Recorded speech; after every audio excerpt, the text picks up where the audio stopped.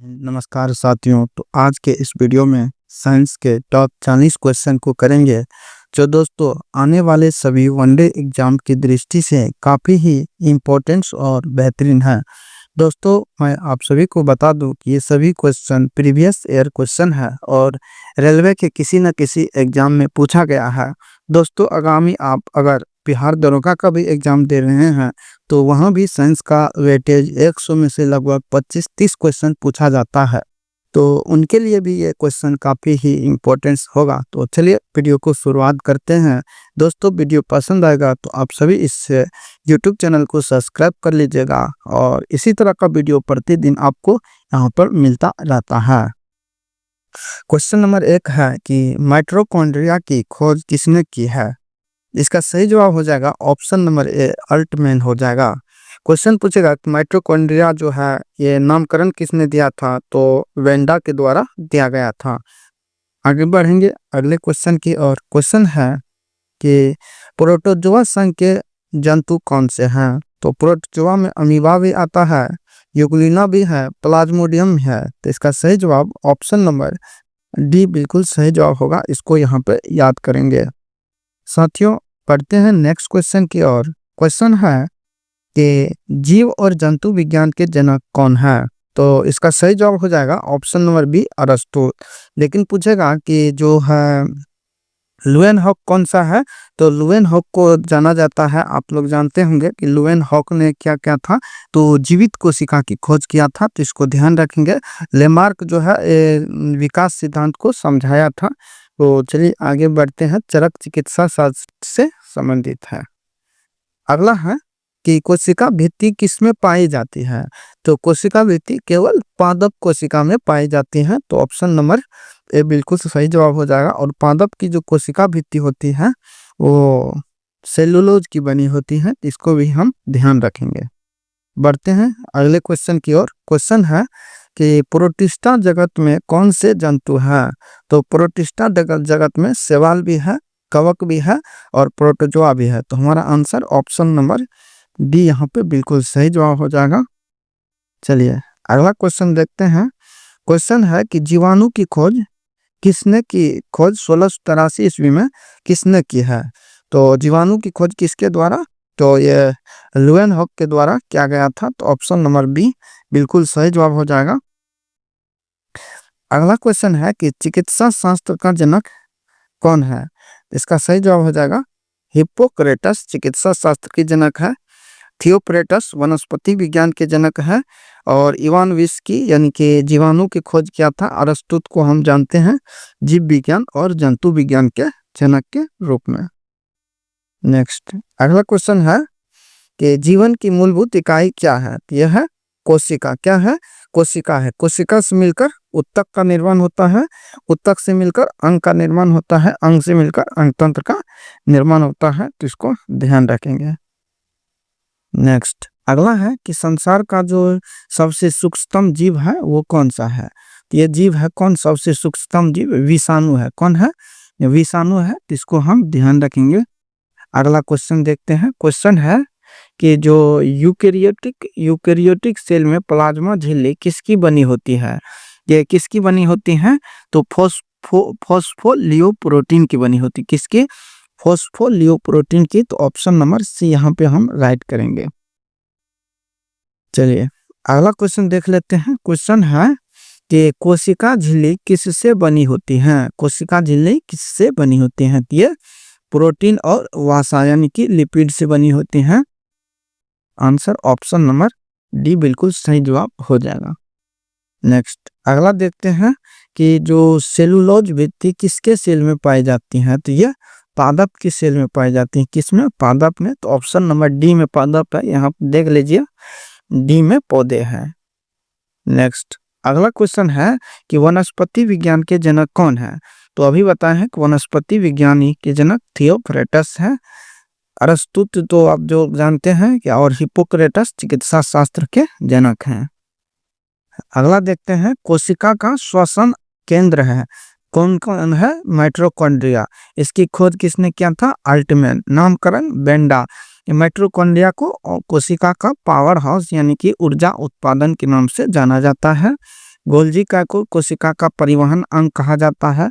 Lysosome को कोशिका की आत्महत्या की थैली कहा जाता है। और राइबोसोम जो है ये प्रोटीन का निर्माण का कार्य करता है कोशिका में।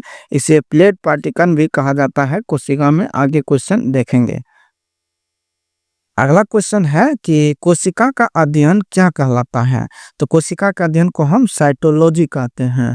फलों का जो अध्ययन रहता है उसे हम पोमोलॉजी कहते हैं। ऑस्टियोलॉजी में हम हड्डी का अध्ययन करते हैं। हड्डी से संबंधित अध्ययन ऑस्टियोलॉजी में करते हैं। बढ़ेंगे अगले क्वेश्चन की ओर कि वही क्वेश्चन है कि जैव विकास को सर्वप्रथम किसने समझाया था। तो ये लेमार्क के द्वारा। किसके द्वारा? लेमार्क के द्वारा। न्यूटन फिजिक्स से संबंधित है काफी। न्यूटन का है जैसे सापेक्षता का सिद्धांत तो चर्चित है। और मेंडल जो है, मेंडल आप लोग जानते होंगे कि मटर के पौधे पर प्रयोग किया था सर्वप्रथम। तो अगला है चार्ल्स डार्विन। तो डार्विन को विकासवाद सिद्धांत का जनक माना जाता है, तो इसको ध्यान रखेंगे।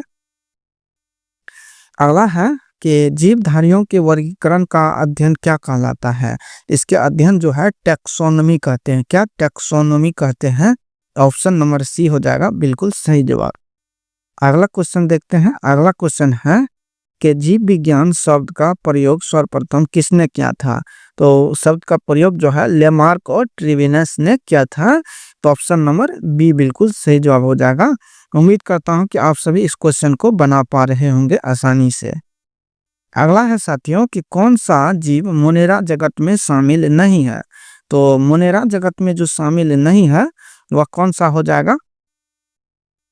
तो ये हो जाएगा कवक। कौन होगा? कवक हो जाएगा। ऑप्शन नंबर डी हो जाएगा। ये प्रोटिस्टा जगत में शामिल है। बाकी नीलहरित शैवाल, जीवाणु, माइक्रोप्लाज्मा ये सब मोनेरा जगत में आते हैं। अगला क्वेश्चन देखते हैं। अगला क्वेश्चन है कि विषाणु जगत में शामिल किए जाते हैं। तो विषाणु किसी भी जगत में नहीं है। तो ऑप्शन नंबर डी हो जाएगा, इनमें से कोई नहीं। अगला क्वेश्चन है कि 5 जगत वर्गीकरण प्रणाली प्रस्तुत करने वाला वैज्ञानिक कौन था। तो ये कौन था? व्हिटकर था। कौन था? व्हिटकर था। कैरोलस लिनियस 2 जगत वर्गीकरण किया था। इसको ध्यान रखेंगे। अगला क्वेश्चन है कि कोशिका का ऊर्जा हाउस किसे कहा जाता है। तो अभी बताएं, माइटोकॉन्ड्रिया को कोशिका का ऊर्जा हाउस या ऊर्जा गृह भी कहा जाता है। गोल्जी बॉडी क्या करता है? तो ये कोशिका में परिवहन का कार्य करता है। राइबोसोम कोशिका के जो प्रोटीन का निर्माण का कार्य करता है। और लाइसोसोम जो है ये कोशिका में जीवाणुओं को मारने का कार्य करता है, जो जीवाणु कोशिका के लिए लाभदायक नहीं होता है। आगे देखते हैं। क्वेश्चन है कि किस वैज्ञानिक ने जीव द्रव को जीवन का भौतिक आधार कहा था। ये किसके द्वारा कहा गया था? तो हेक्सले के द्वारा। किसके द्वारा? हेक्सले के द्वारा। तो ऑप्शन नंबर बी यहाँ पर बिल्कुल राइट जवाब है। अगला है कोशिका सिद्धांत किसने प्रतिपादित किया था। तो स्लाइडेन एवं स्वान। किसने? स्लाइडेन एवं स्वान। ऑप्शन नंबर यहाँ पर ए बिल्कुल सही जवाब है।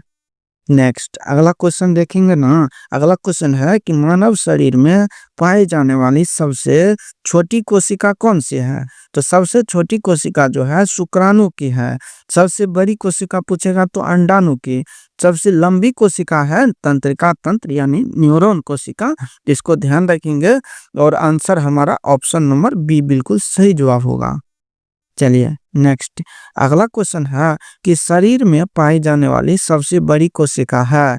सबसे बड़ी कोशिका कौन है? अंडाणु की। चलिए अगला देखते हैं। विषाणु है। तो विषाणु क्या है? कोशिकीय है, अकोशिकीय है, या एक कोशिकीय है, या बहुकोशिकीय है। डी नंबर में है बहुकोशिकीय।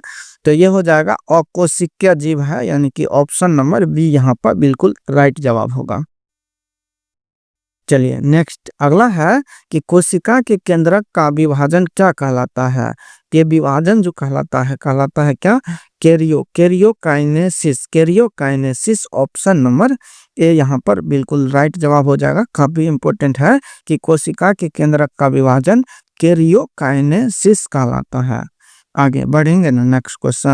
नेक्स्ट क्वेश्चन है कोशिका के अंदर कौन सा अंग प्रोकैरियोटिक कोशिका की तरह व्यवहार करता है। कि कौन सा अंग करता है?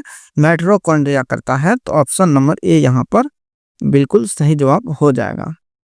नेक्स्ट अगला क्वेश्चन है कि एटीपी का निर्माण होता है, तो कहाँ होता है? तो ये माइटोकॉन्ड्रिया में होता है। कहाँ? माइटोकॉन्ड्रिया में। तो ऑप्शन नंबर बी यहाँ पर बिल्कुल सही जवाब हो जाएगा।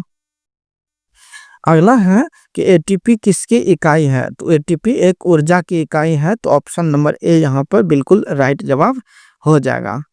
नेक्स्ट अगला है कि द्विनाम पद्धति किसके द्वारा? तो कैरोलस लिनियस के द्वारा दिया गया था। चलिए नेक्स्ट अगला क्वेश्चन है कि जीवाणुओं में कौन सा राइबोसोम पाया जाता है? कौन सा राइबोसोम पाया जाता है? 70S। कौन सा? 70S। ऑप्शन नंबर ए बिल्कुल सही जवाब है। नेक्स्ट अगला है कि एंटीसेप्टिक सर्जरी का खोज किसने किया था? ये जोसेफ लिस्टर। किसने? Joseph Lister. Option number A बिल्कुल सही जवाब है। नेक्स्ट बढ़ेंगे अगले क्वेश्चन की ओर। क्वेश्चन है कि जीवाणु का कृत्रिम संवर्धन किसने किया था? तो जीवाणु का कृत्रिम संवर्धन रॉबर्ट कोच के द्वारा। किसके द्वारा? रॉबर्ट कोच के द्वारा। ऑप्शन नंबर ए यहाँ पर बिल्कुल सही जवाब होगा।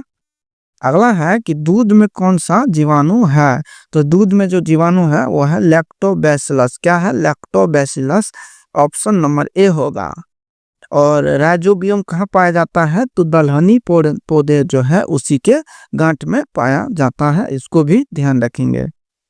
अगला है कोशिका भित्ति बनी होती है। ये किसकी बनी होती हैं? तो सेलुलोज की बनी होती है। पादप में सेलुलोज की बनी होती हैं और कवक में कोशिका भित्ति काइटिन की बनी होती है। किसकी? काइटिन की बनी होती हैं।